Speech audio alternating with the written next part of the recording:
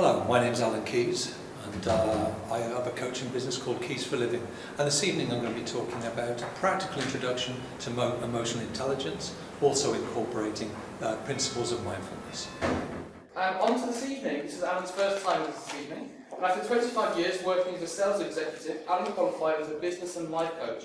But now he specialises in bringing mindfulness techniques to promote emotional intelligence among business leaders, their managers and their staff. This is Alan's first time. Please give him a very warm welcome to Alan Keyse. Thank you. Thank you, everybody. Thank you, Matt. Thank you for inviting me down. I'm now a member of Interesting Talks as well, so I'm looking forward to coming along to hear other people talk as much as I've been looking forward to doing this. We'll go straight in. I tend to use a lot of quotes. I'm not going to use that many tonight, but we're going to start with two, which essentially epitomise my work, where I'm coming from, and what we're going to be doing this evening. Mahatma Gandhi, what a man thinks he becomes. I know it's gender specific, I'm sorry, but it's Gandhi, so I'm not going to change it. What we think, we become. That's a huge tenet of what we're going to be looking at this evening. Thinking is perhaps the only thing in our lives over which we have complete control. Nothing else. Everything else we can influence, and the rest is completely out of our control altogether. But thinking is the only thing over which we can have, if we choose, have complete control. Incidentally, guys, I'm sorry it's there. It should have been here, but I understand that yesterday it collapsed or something. So sorry about that. Over which we have complete control. Okay, everything else we may have influence over, but our thinking, if we choose. The other quote, it's a great one from James Thurber: let us not look back in anger nor forward in fear, but around in awareness. Thinking and awareness are our main themes for this evening. Okay? Emotional intelligence. But does anybody work in, understand, or have read about emotional intelligence or aware of it? Show of hands? There are some people. Great. Fantastic. Basically, as we go along, we're not going to have a large Q&A session at the end. So if there's something that's not clear or a point you want to raise as we go along, please show your hand and I'll come to you. That'll be fine. Okay, I'll be delighted. We're going to be looking at what is emotional intelligence, particularly for those people that don't know what it is. The 5 domains of EI, we'll come on to that. Benefits, both in terms of our personal benefits and our groups. Yes, I will be applying a lot of what I say this evening to business and to organisations that we work in the workplace. It also applies equally to individuals, whether it's with our peer group, with our friends, or at home with our families. Okay? We'll be looking at the 5 key skills that we need to learn in order to enhance our emotional intelligence, and what we need to bring to the table in order to get that happening. Okay? Then we're going to be moving into looking at negativity in some detail. We're going to look at negativity because it's a good way of beginning to become aware of our emotions and what we're thinking, because negativity plays such a large part in our daily life. And what we're going to try and do this evening is start to push back the boundaries a little bit, redress the balance. Okay, by taking action and then trying to fill the void a little bit.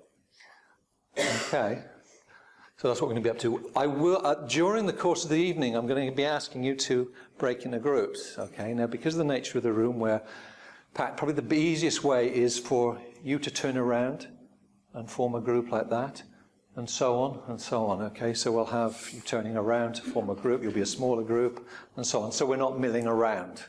Okay. But I'll come to that as we go along. What is emotional intelligence?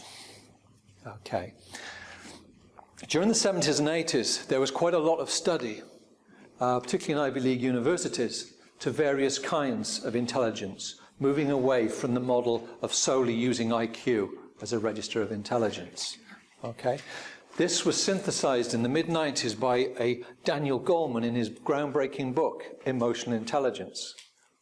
And it was from there that has mushroomed the study and the use in the United States of emotional intelligence. Okay, Goleman's definition of EI is the capacity for recognizing our own feelings and those of others, for motivating ourselves, and for managing emotions well in ourselves and in our relationships.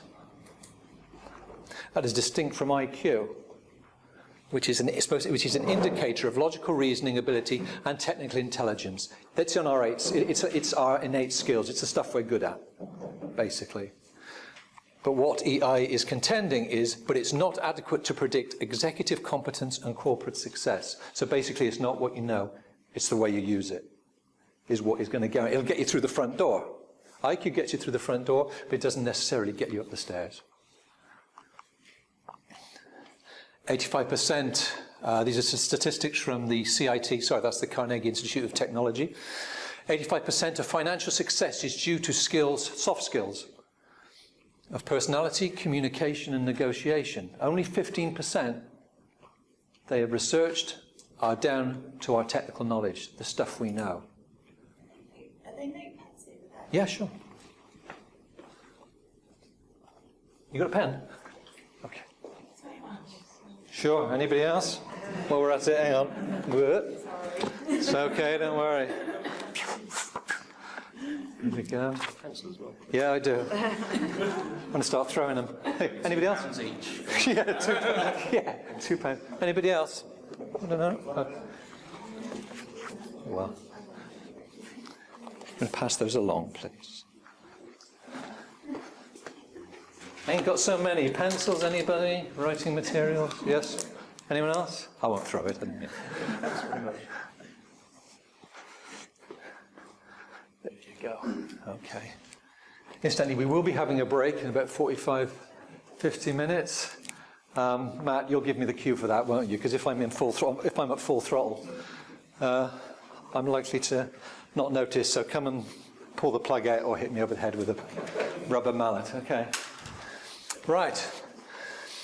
According to Goldman, 90% of our top performers have high levels of emotional intelligence. 58% of job performance is down to emotional intelligence. Statistics will always vary, but the basic thrust is, it's not what you do, it's the way that you do it. Or it's not what you know, it's the way that you do it. True intelligence is not knowledge but imagination, said Einstein. Role of mindfulness. Now, there's not a direct correlation between emotional intelligence and mindfulness, but do we have any practitioners of mindfulness or people who understand what it is? I know we also have an author in the room. Hands up, anyone who knows mindfulness? Does anybody meditate regularly, practice meditation? Okay, all right. About just over 10 years ago, I worked for many years in the building industry, construction industry. I was basically responsible for a supply chain between Italian suppliers of construction materials and the UK construction industry. Now, it's anybody that works in construction will know that it is a ferociously competitive place, an unforgiving and very aggressive environment. That didn't necessarily come very natural to me, but I had other skills that meant that I was successful in it. So it came at a cost. This is true of many people in their jobs. Okay. So I turned to meditation to help me basically retain my sanity, because my absorption of stress was basically going over the edge and taking me with it. And it worked, and I wanted to know more. So I stumbled into mindfulness. What is mindfulness? Mindfulness means paying attention in a particular way, on purpose, in the present moment, and non-judgmentally. That's really important, the non-judgmentally at the end.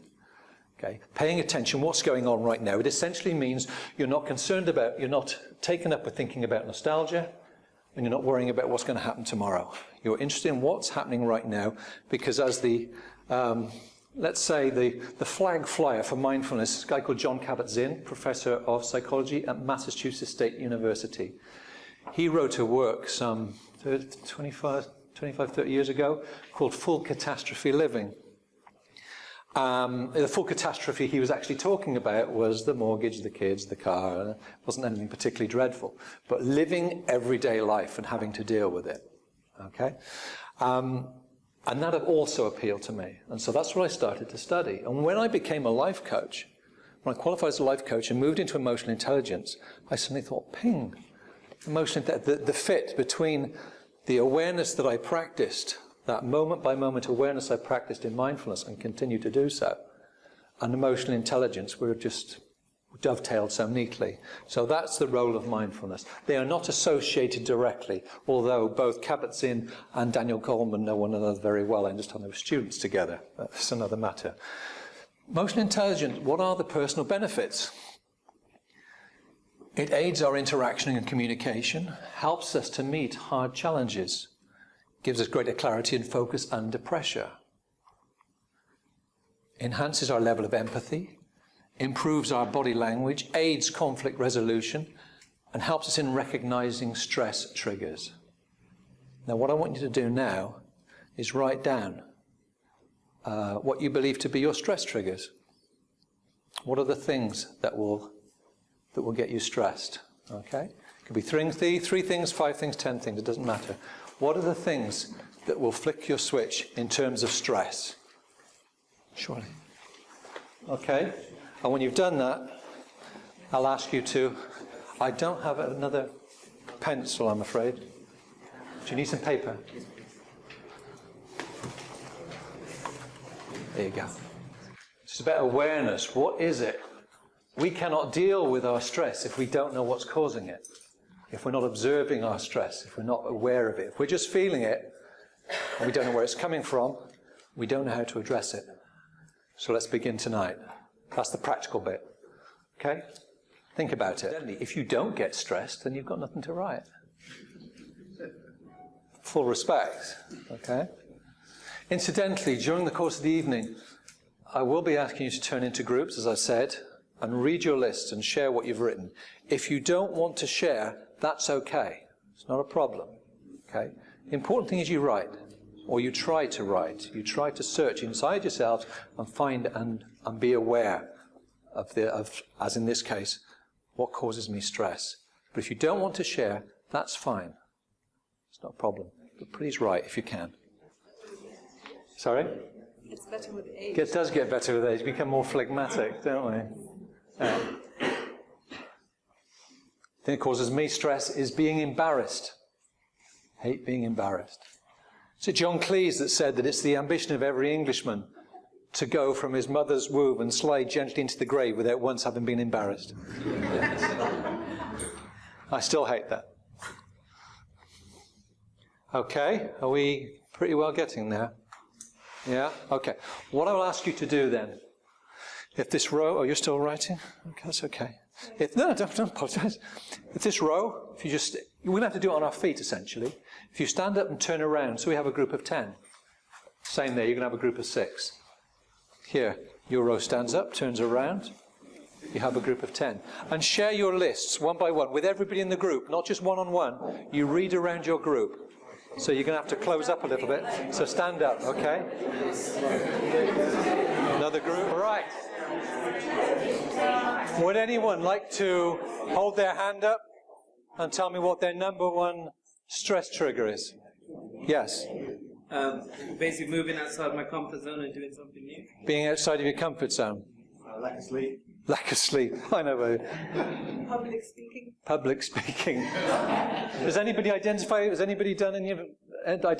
of these? Yes. Yes. When things are out of control. When things are out of your control, they all are. Everything. Fear of future events and doing it forecast. Right. Okay. Interesting. Well, fear and worry. Fear and worry.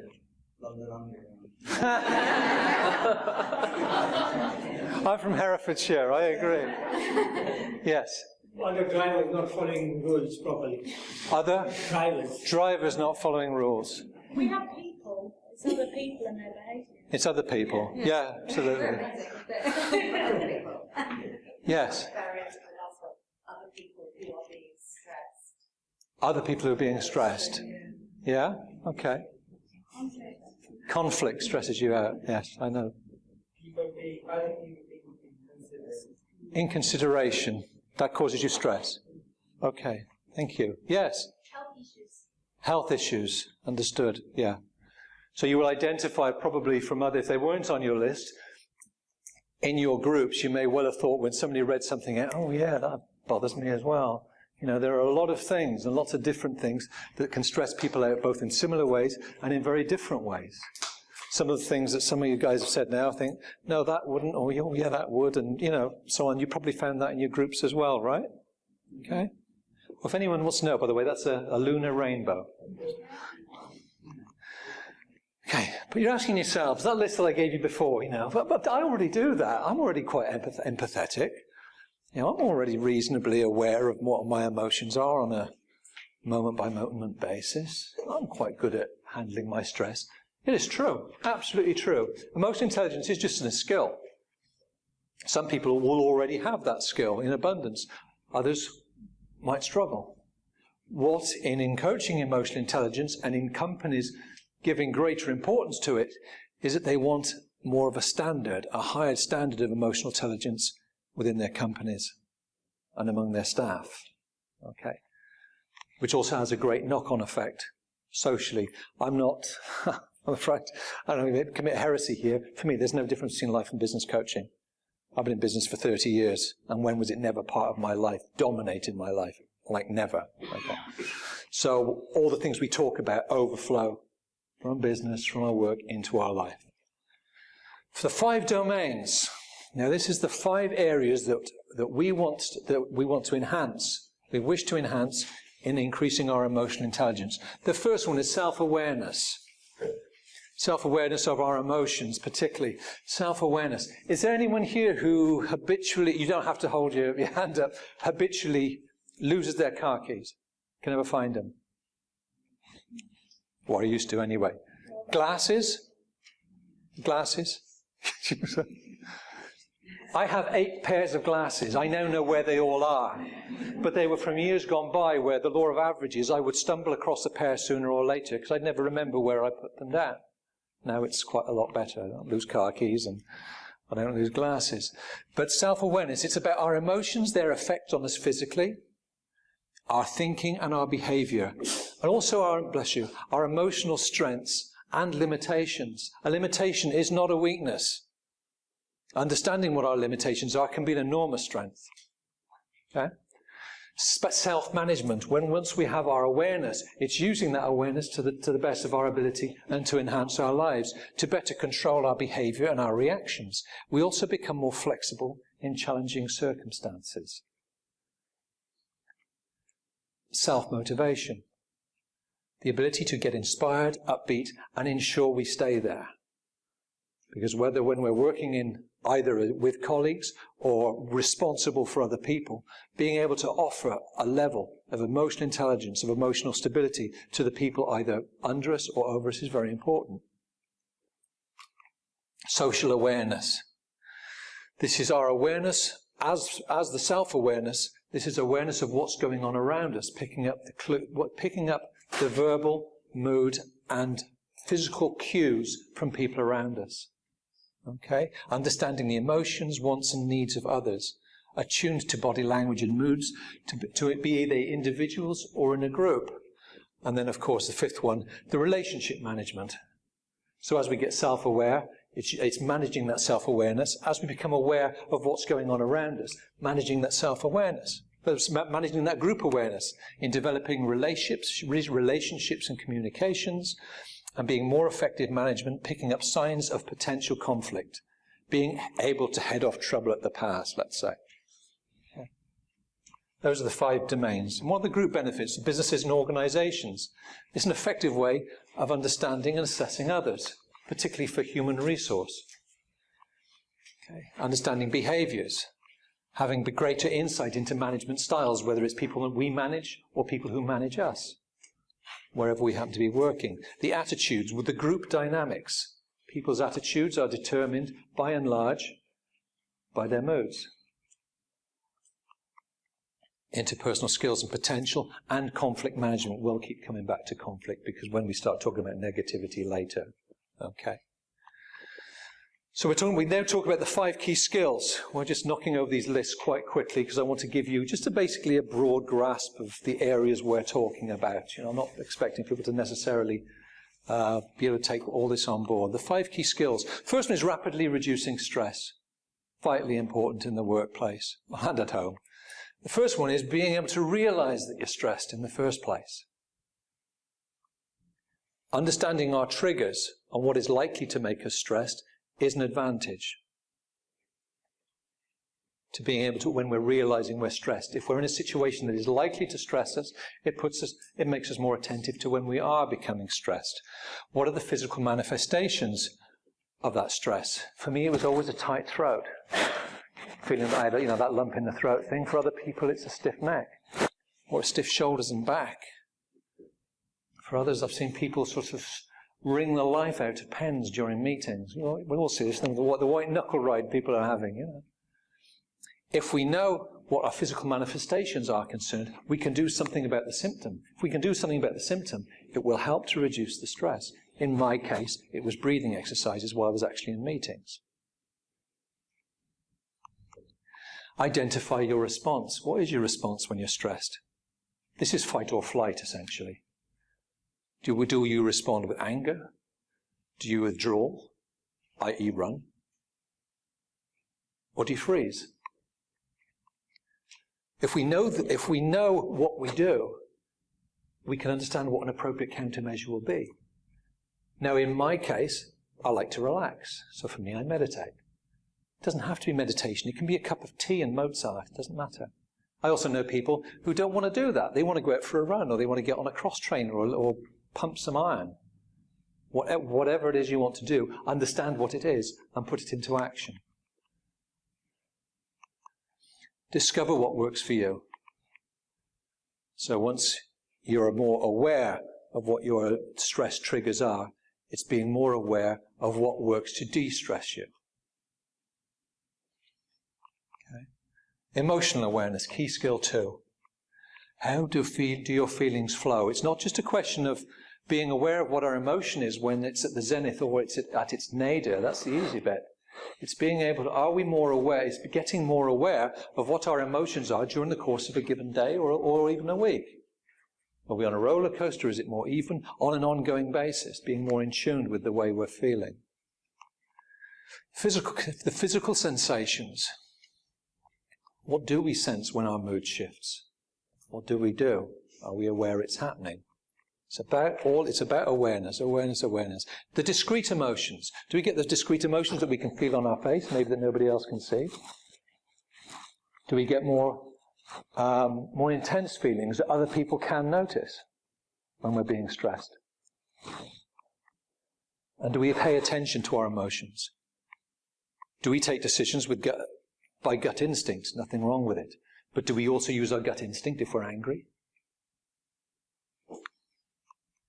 Non-verbal communication, key skill 3, body language essentially, being present. I'm a great people watcher, I love to do it. Most people are people watchers, we're a social animal, right? Picture, if you will, you've probably all seen this. You've got two people having a conversation. Well, it's not so much a conversation as a monologue. One person is blabbing away and the other person is there looking like a rabbit in the headlights. You can see when you're observing that poor person, the victim if you like, all their body language, all the signals they're sending out, you're thinking, oh God, please stop, beam them up, Scotty, put them out of their misery. And the person that's giving the monologue is completely oblivious to the fact. Because they're totally not engaged. They are not present in the conversation. I get this with young salespeople all the time, where they're so anxious to get their message across, they're not receiving what's coming back in the other direction. Even if the person's saying nothing, there's loads of stuff coming back in the other direction. We all know that. Okay. Maintain eye contact. Incredibly important. We can maintain eye contact. We can understand how the flow of the conversation is going, the pace of the conversation. Also, when we pay attention to non-verbal cues in someone's posture, facial expression, tone, posture, gestures, touch, and the pace of the conversation. Okay? Key skill 4. Utilizing humour and play. This is slightly more difficult because it's in order, particularly in the workplace, keeping a balance. You don't want to be too light, but you want to be light enough to create an environment where you can better handle hardship. Where on those tough days we can smooth over differences, even if we have to impart some difficult information. This is very important. Simultaneously relax and energize yourself in a fun working environment. This is vitally important because it means that no matter how tough the day is, no matter how meetings are going, during the day, how much stress, strain we're under. We can relax and energize as we go along. I'm not saying we're as fresh as a daisy as we were at 9 o'clock when it comes to 4:30, but we're not a complete rag either. So by the time we get home to our families, there's a little bit of us left. It also helps us become more creative because it provides space. Because if we're not stressed and we are not being so much worried by negative emotion, it's given us space within our thoughts, and that gives us room for more creativity, creative thought. And number 5, the last one, resolve conflict positively. Emotional intelligence, a lot of them about, the key things about emotional intelligence are built around stress reduction and conflict management.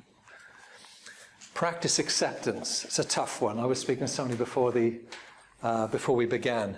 Practicing acceptance and forgiveness. We could spend a whole week talking about these. Are huge. We won't even scratch the surface of these today. Okay? Being able to, practicing acceptance, letting go of old baggage, being unencumbered when we're looking at new challenges by stuff that's happened in the past. And forgiveness, to give up the desire to seek revenge or to punish. Is it good? Does it work? No, it doesn't. Therefore, we have to give it up. But it's tough. We can, as I say, we're just going to scratch the surface of these. Is it worth arguing? There comes a time when you might want to be forceful. That's not necessarily a negative, being forceful. But you can't always be forceful all the time. So it's a question of picking and choosing your causes as well. Some things you have to let go. Thanks, Matt. End conflicts that can't be resolved. You need 2 people to have a fight. And so if you're not going to agree, instead of moving in conflict resolution, the idea is to get 2 people, 2 parties or people, to agree to relinquish victory and accept a resolution. No matter what the resolution is going to be, you decide, we want to resolve it. I'm going to give up trying to win. But if they don't, people can drift in limbo between victory and resolution. And if it comes to that point, you've just got to walk away, put a line under it and say, I'm out. And if the other person isn't out as well, then they can go into a small room and have a fight with themselves. Okay? What you need, desire. You've got to want it this bad. I'm 55. Okay, I've got 5 decades of conditioning from parents, school, college, work, media. Okay? And it puts up a fight. It really does. Imagination. Can we step out of our lives and look at ourselves from a different perspective? Not easy. Having a goal. Setting ourselves a goal in studying emotional intelligence is very important. They have to be short to mid-term, no long-term goals. Short to mid-term, what I want to achieve. It's got to be achievable. It's got to be challenging. It has to have a time frame on it. Okay. Focus. If it contributes positively, if it's in. If it doesn't, it's out. So we decide on an ongoing basis, is this good for me? Is this contributing to me positively? If yes, fine. If not, it's gone. And honesty, that's the honesty that we have towards ourselves. When we start to look at negativity in a minute, and later with positivity, it's very important that we are completely honest with ourselves. Okay. Negativity, the potency. Why do we look at things so negatively? Why are we attracted by bad news? Psychologists tell us it's primeval. It's a little bit like the fight or flight response. We need to understand bad news. We are very alerted to bad news because once upon a time it would be a matter of life or death. And all the news was local. So we're talking about a very localized area back in the Stone Age, you know. Nowadays, it's global. It's 24/7 rolling news services, and it's pouring into us. But it's still negative, by and large, because it's not lost on these people that we pay attention to negativity, because it's in our DNA. Okay, but instead of it being local, if anybody ever reads local newspapers, they will understand it's quite anodyne, the news, isn't it? Yes, there's some bad news in there, but a lot of it is mayors shaking hands with the local fire station, handing over a cheque or a fete or something like that. There's more balance in it. Whereas we look at national news and international news, it's bad. 90% of the messages we get from media and from advertising are either overtly or subliminally negative. 90%, particularly the news. Negativity loves company. It is contagious. We know that. 4 people can be sat having a cup of coffee. 1 person comes into the room. The 4 people are having a very convivial conversation. The 4th person has had a bad day. Woof, the energy will drop through the floor very quickly. It loves company, and it punches above its weight. Disproportionate effect of somebody negative in a room of positive. If you get 4 people, the same 4 people having an argument, and somebody bounds in who's had a good day, there's no way they're going to be able to lift them. They can't do it. It won't work the other way around. Picking up the bag. Just finish on this one, and then we're going to break. This is a great analogy. If somebody comes in to work in the morning, I keep referring to working, somebody coming in the morning, and they're carrying their negativity in 2 holdalls. They're in a bad mood, and you can see it on their face. Oh boy, this is going to be interesting. They're in such a bad mood. What they want to do with that negativity, because negativity takes control, is put it at your feet, and they want you to pick it up. Negativity wants to be spread. Okay? And their negativity in this case has nothing to do with you. You don't own it. They own it. Let them keep it. I'm not picking up the bag. So I'm not going to fire back. So if somebody throws in a barb or a nasty comment, the second we fire back, we're in. We've picked up the bag. Leave it down there. Okay? Now we'll have a break now. Right. Thanks everybody. Okay, we rattled through the last ones a little bit because I wanted to try and keep it neat and tidy. Talking about the potency of the media for a second. We're not talking about the negativity today. Obviously, we're not talking about saber-toothed tigers or being attacked by a nearby village. We're talking about that drip, drip, drip, drip, almost imperceptible negativity that confronts us every day. In terms of advertising, hurry while stocks last. Or making us worry about, have I got the right badge on my car? Or particularly kids, am I wearing the right training shoes? So on and so forth. Marketeers will provide you with a problem, and oh, by the way, I do have a solution. It's this product here. Okay? Happens all the time. Another instance of it is, it was a year ago, this time last year, I read, you get these news feeds. I don't watch the news, or because you can't ignore it, I don't go out of my way to watch it, because it's constantly pouring onto my screen at home when I'm working on these news feeds. And a news feed came on, and it was this time last year, and it was Arctic conditions to crash into Britain. So I thought, whoa, I know I've got to read this. So I read the article, and basically what it meant, what was going to happen was that a high ridge of pressure was going to come down from Norway, and there were going to be some sub-zero temperatures in the Scottish Highlands and in the Western Isles. Really? We live on an island in the middle of the North Atlantic, for crying out loud. It's the end of October. Of course we can get sub-zero temperatures in the Scottish Glens. But that was the news story, and I read it. Yeah? And of course then I get to see all the advertising that's surrounding the news feed and what have you. Okay? And we said negativity loves company. Punches above its weight. We've spoken about that. Another instance of punching above its weight. You decide to have a new hairdo. It's not a problem I have, okay. But you decide, I'm going to have my hair cut differently, might colour it differently, a new look. Okay? And you go out on Friday night with a big group of friends, 20 friends, let's say, and you've got your new look. 19 of them say, wow, that's great, I love it, it's brilliant. Yeah, why not? Change it a bit. Fantastic, well done you. And then sometimes during the course of the evening, somebody sidles over. What the hell do you look like? Was there a power cut at the salon? Did they have to colour your hair in the dark? And what were you thinking, for God's sake? Ping. We will give far more weight. In the majority of the cases, we will give more weight to what that one person says than what the other 19 said. If someone suffers from low self-esteem, that one person is the one that's told the truth, the others are just being nice. Picking up the bag. I'm going to keep coming back to that. You pick up the bag all the time. If somebody fires it, I'm not putting up with that. Do you hear what it said? I'm not putting up with that. Ping, we're in, we've picked the bag up. All the time. Okay. Identify. The good news is with negativity. Negativity does not thrive under observation. Completely the opposite to positivity. Positivity does. Negativity decreases when we're observing it.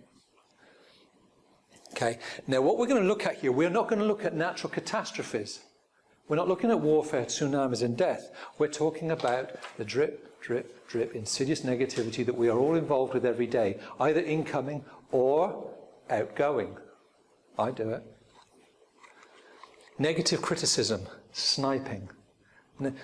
Sniping is the baby brother of negative criticism. What are we doing? Being aware of it. We're talking about awareness now.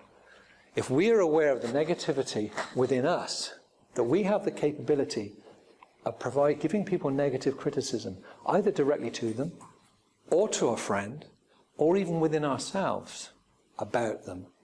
What are we doing? What is it? Because I do it as well. I think, whoa, hang on a sec. What are you doing? Are you trying to blow out their candle so yours will burn brighter? Because it won't. So when somebody is criticizing you or being negative about you, it's not about you. It's about them. It's about their issue. I'm not talking about an ongoing argument at work or a problem that needs dealing with. I'm talking about little drips of negativity.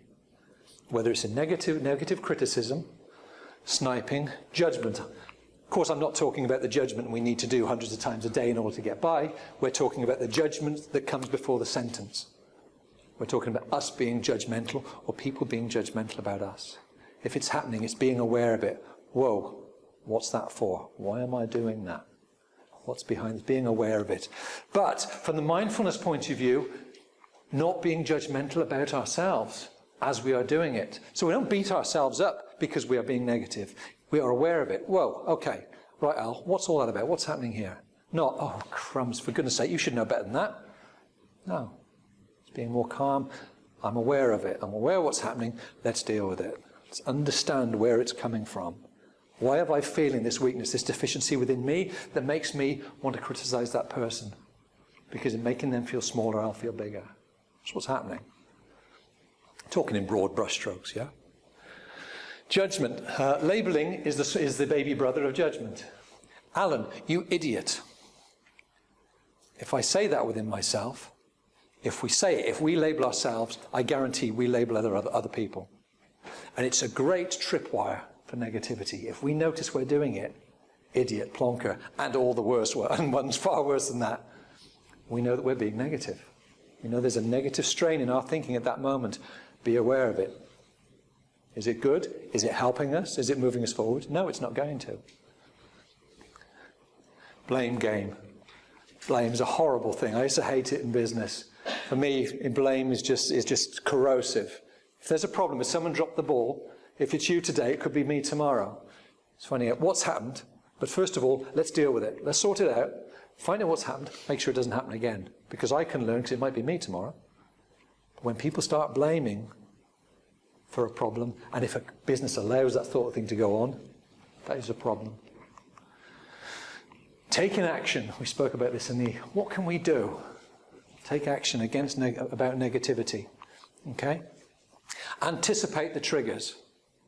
What is it that makes me negative?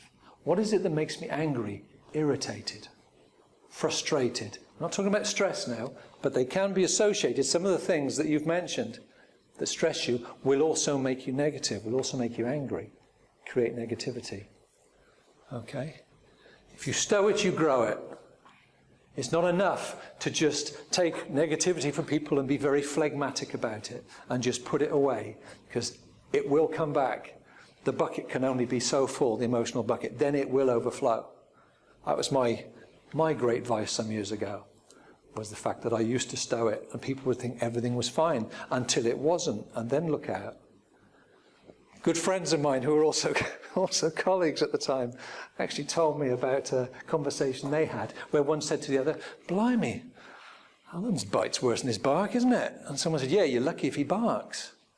First time you know about it, his teeth are in you. That's not good. Not good at all. Not good for me. Not good for work either. Because people will start, Alan's not such a nice guy after all. You've got to walk on eggs around him because you're not so sure You're not so sure when things are good and when they're not. Keep notes. The lovely Sue Jeffers. I don't know if anyone's ever read the book, Feel the Fear and Do It Anyway. Has anyone you read that? Lovely Sue Jeffers, much missed. Great believer, as John Kabat-Zinn, of mindfulness fame, great believers in taking notes. If you put it down on paper, there was a talk here, Matt, a while ago about the power of writing, I believe. Enormously potent if we write stuff down. It's not enough to just think about it. I won't go into great detail about this. There's huge research about this, about the power of writing stuff down. That's why I asked you to do lists before and said it's not important if you don't share, but it's important that you write. Keep notes about the nature of negativity, either ours or incoming. Our reaction to it, our emotions to it. Best form of self-defense. I used to do a lot of martial arts back in the Middle Ages, and an instructor once asked me, "What's the best form of self-defense?" Of course, I was very young and came up with. I didn't realise it was a trick question. Best form of self-defense: geography. Geography. Be somewhere else. Okay. If necessary, it's not about running away. It's about extracting yourself from a negative situation, if necessary. Distancing ourselves from people who are perpetually negative. When we talk about people who are negative and they come to work angry, we're not saying, well, hey, I don't want to know. We're not saying that. We can sympathize, we can empathize, we can help, seek to help, but we don't pick up the bag. We don't get involved in the negativity. Okay? That's what the identifying ownership. That's the picking up the bag bit again. Do not swear. Now, I'm not being puritanical here, or trying to put over a moralistic point of view, because I have from time to time been the owner and user of some very colourful Anglo-Saxon myself. I'm talking about the swearing which underlines an emotion. This flaming... Do you understand what I'm saying? That some of you probably won't do it, but if you do, it's like sniping. It's a great tripwire. Blimey, why am I doing that? Right, okay. Must be worse than I realise if I'm going to say that, or if I'm going to think to say it. Somebody said, well, it's automatic that you swear. Is it? Then it means you're on automatic pilot with your thinking, because no matter how fast it is, you think first before you say it. Okay. Do not swear. I am aware that if it's a very cold day, you're outside, you're hammering something into a wall, you miss and you hit. There are some words that just won't do. Yeah, I understand that, so please. Okay, well, we're still talking about negativity. I've got any fans of Rumi? 13th century Persian poet, Rumi. Out beyond the ideas of wrongdoing and right doing, there is a field. I'll meet you there. It's beautiful. Yes, there's black and white in the world. There's absolute good and there's absolute evil. I understand that. But by and large, it's not. It's grey. I used to say shades of grey, but I can't do that anymore. I was doing a talk, actually, it was a ladies' group. They were social workers. Very harrowing jobs they have in women's shelters, battered women's shelters. So a tough group. And I didn't know about this book, so I said this. There's no black and white, there's just shades of grey. Woof, the place that went like a tar barrel. It took about 20 minutes to calm them down. Anyway, I thought it was a self-help book. It's true, it's true. I went to Waterstones in Amersham. So have you got shades of grey? Yeah, we have. So anyway, so I didn't buy it. I went and read it. So, what? Okay. Before we do fill the void, negative triggers. I want you to do a list. What are your negative triggers? What gets you going? What lights the blue touch paper? If nothing does, then I'd love to talk to you. Okay. Even the Dalai Lama says he can get out of the bed and have a bad day. Okay. So please write down, what are your negative triggers? Identify the negative triggers, and we can head off negativity at the pass. What gets you going? I'll be very interested to see how many items on your list are the same as what's on the stress list. Okay? Right away. Brief story. Some years ago, I was shopping in Sainsbury's, and this lady ran over my foot with a trolley, heavily laden trolley. And just dashed on by. Of course, what's my initial reaction? either internally or externally, the initial reaction is abuse, right? She's hurt me. She's gone on by. Okay. I'm also suffering because of the hurt. In mindfulness, there's a difference between pain and suffering. It's like the old Lawrence of Arabia thing. Of course it hurts. The secret is not minding that it hurts. So the person roll over my foot. My initial reaction is abuse. Fortunately, I'd already begun my studies in mindfulness and meditation. So I was able to head it off at the pass. I thought, right, let's have a look. She was very young, had a child in this hand who was playing up, had another child sat in the trolley. And she was having trouble pushing a very, very heavy trolley. Maybe she did see me and thought, well, look, that's just another thing I can't deal with. So how do I know what her life's about? How do I know what kind of day she's having? How do I know what kind of life she's having? Yeah? So if we can head off our negativity in advance, we can be aware of what our emotion is, then we can calm down and look at the situation. This all takes nanoseconds.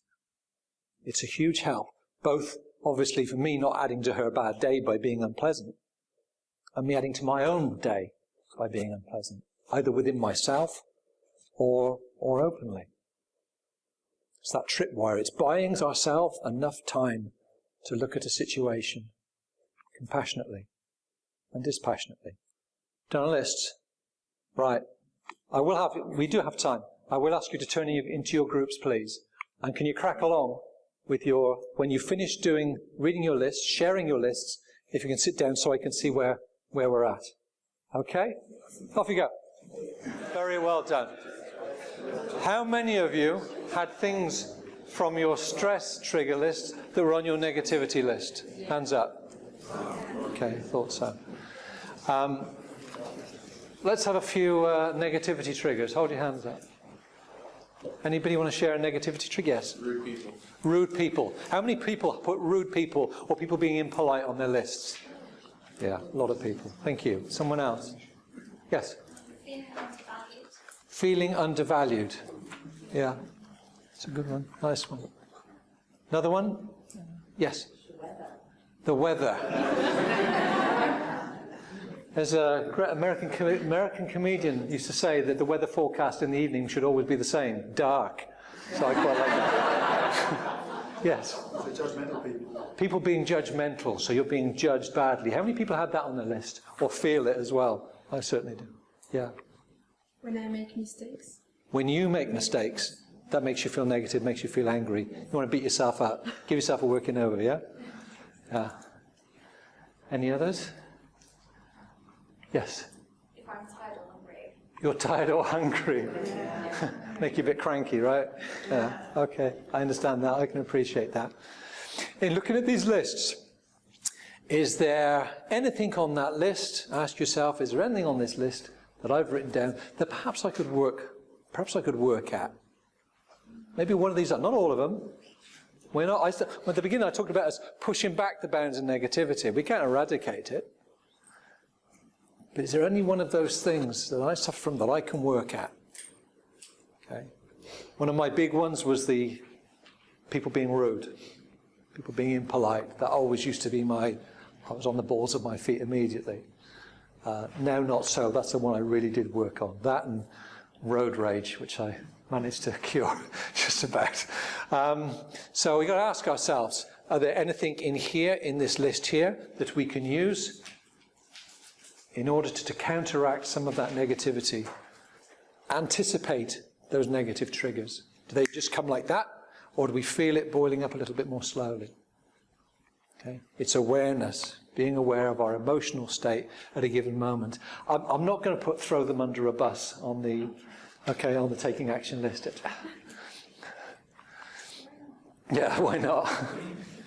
So, fill the void. Of course, we are not going to push back negativity in one day and suddenly be able to fill it with the good stuff, okay? It's talking about a gradual, ongoing process. It's a matter of evolution, okay? But we can fill the void with positivity. Now, let's be sure what we're talking about here. I'm not talking about Shangri-La. I'm not talking about inventing things to be positive about. I'm talking about the things that the good stuff, and there's plenty of good stuff around. But it's being aware of it and giving it its rightful place. We are not in the Stone Age anymore. So it's making sure we push back the bounds of negativity to a point where we can enhance the quality of our lives and our emotions and our emotional intelligence by allowing positivity in. Okay?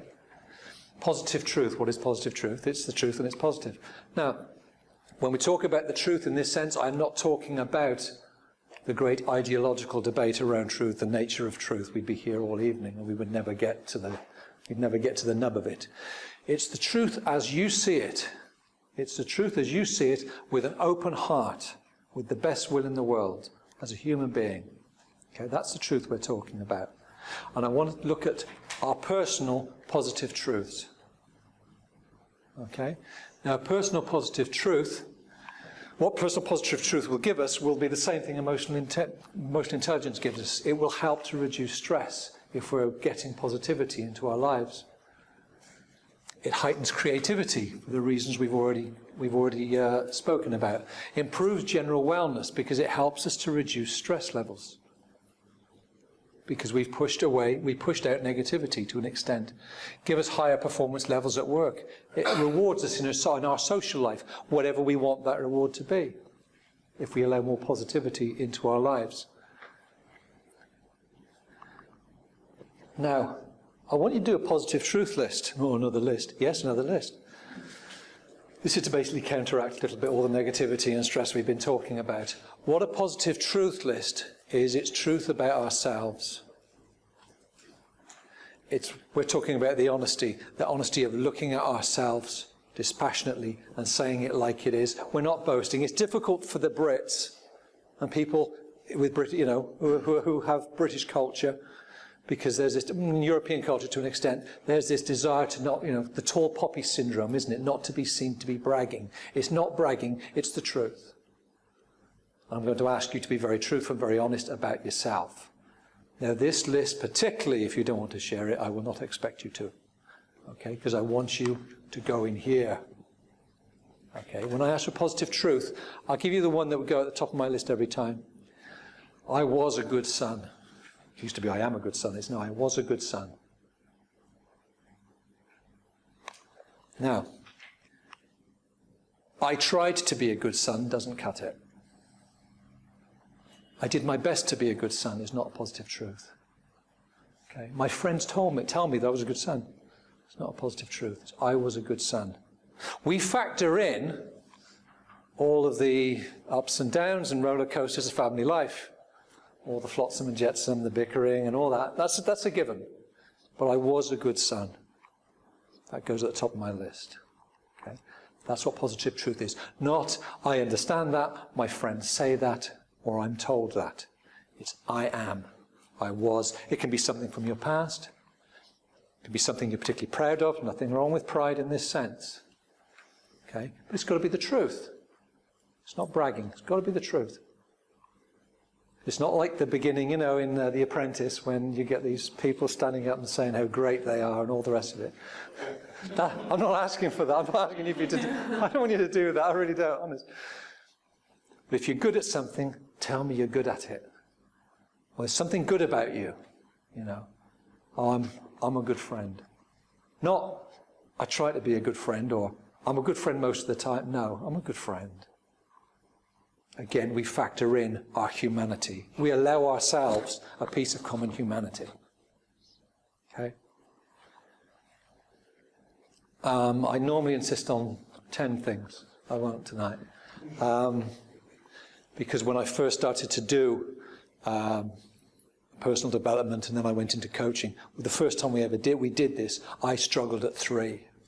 Brits are terrible at this. Is there any Americans in the room? American. Do this to a room full of Americans, it's much easier. It's much easier. Room full of Brits. They're trying to get blood out of a stone half the time because we don't want to. We don't want to say it, Say it. It's the truth. You are not bragging. If you don't say it, write it on your list. Take it away with you. Please, use that as your article of faith. If you continue to develop yourself in personal development, you will be able to add to that list because there's plenty of good stuff. Okay? We're not asking that we put flowers in our hair and skip around and Shangri-La and everything's fine. We know it's not. We're giving room for good stuff. Winston Churchill was once asked, reporters being asked, are you an optimist? And his reporters replying, yeah, of course. What's the alternative? What is the alternative? There is no alternative.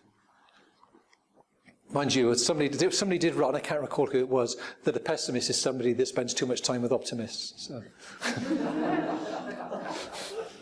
So please, write your positive truth list. Write 5 things. If you can write 10, then that's great. I would normally insist upon 10, but I think we might be pressed for time. Okay? So 5 things, positive truths about yourself. Go to your heart, people. This is from your core. These positive truths do not have to be on the scale of plate tectonics. It can be the small family day-to-day stuff. As long as it's positive and as long as it's truthful. When it's a definite statement. Remember, if you don't want to share, that's okay. The important thing is you've written it. Yes? Yeah.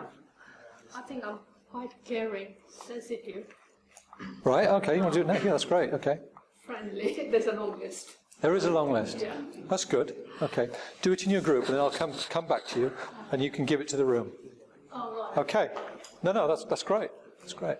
When I first did this, it was in a group of 15 people and we did it to the room and it was quite powerful, but that was part of a much longer course, I hasten to add. Please stand up, share and share. Thank you. Just got a few minutes. Would anyone like to share their list, please? Stand up.